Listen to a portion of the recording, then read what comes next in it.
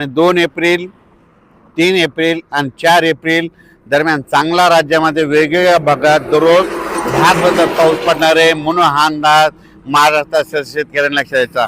ज्यांचा कांदा असेल तर तुम्ही झाकून घेऊ शकता, गहू असेल तर ते देखील काढू शकता।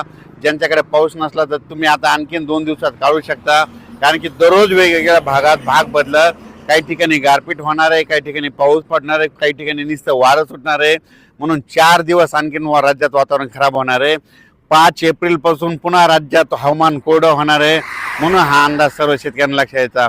2, 3, 4 एप्रिलच्या दरम्यान महाराष्ट्रामध्ये काय काय भागामध्ये अशी गारपीट बघायला मिळेल। काही ठिकाणी लिंबासारखी गारपीट भेटेल, काही ठिकाणी बोरा एवढ्याला भेटेल, काही ठिकाणी चिंचोक्यासारखी गारपीट पाहायला भेटेल। म्हणून हा अंदाज लक्षात द्यायचा।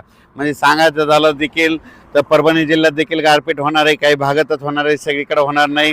नांदेड जिल्ह्यात आहे, लातूर जिल्ह्यात आहे, बीड जिल्ह्यात आहे, अहिल्यानगरकडे आहे, संभाजीनगरकडे आहे, जळगावकडे आहे, जळगावकडे आहे, नंदुरबारकडे आहे, धुळे जिल्हा आहे, नाशिक जिल्हा आहे, त्याच्यानंतर कोकणपट्टीकडे आहे, साताऱ्याकडे देखील आहे, कोल्हापूरकडे देखील आहे, इकडं 2 पुणे त्या परिसरात देखील आहे, इकडे धाराशिव जिल्ह्यात देखील होईल, त्याच्यानंतर बुलढाणा जिल्ह्यात त्या सिंदखेड राजा त्या पट्ट्यात देखील काही भागात होईल, अकोला जिल्ह्यात होईल, वाशिमकडे होईल, त्याच्यानंतर अमरावती जिल्ह्यात होईल, अमरावतीकडे होईल, यवतमाळ जिल्ह्यात होईल, नांदेड जिल्ह्यात देखील होईल, हिंगोलीकडे, वाशिमकडे, म्हणजे प्रत्येक जिल्ह्यामध्ये 5-6 ठिकाणी तरी या 4 दिवसात मात्र गारपीट होणार आहे।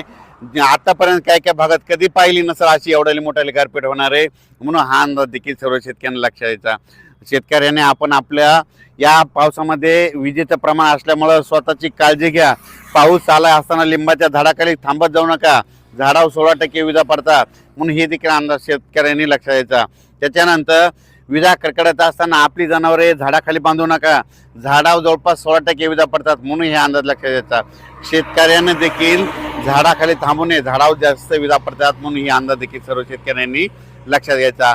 5 एप्रिलच्या नंतर परत राज्यात हवामान कोरडं होणार आहे, म्हणून ही अंदाज सर्व शेतकऱ्यांनी लक्षात घ्यायचा। तसेच लातूर जिल्हा, नांदेड जिल्हा, त्याच्यानंतर चंद्रपूर, वर्धा, नागपूर, भंडारा, गोंदिया, यवतमाळ या जिल्ह्यातल्या शेतकऱ्याला सांगू इच्छितो की तुमच्याकडे देखील 4 तारखेपर्यंत 5 तारखेपर्यंत नागपूर पट्ट्यामध्ये पावसाचं वातावरण राहणार आहे।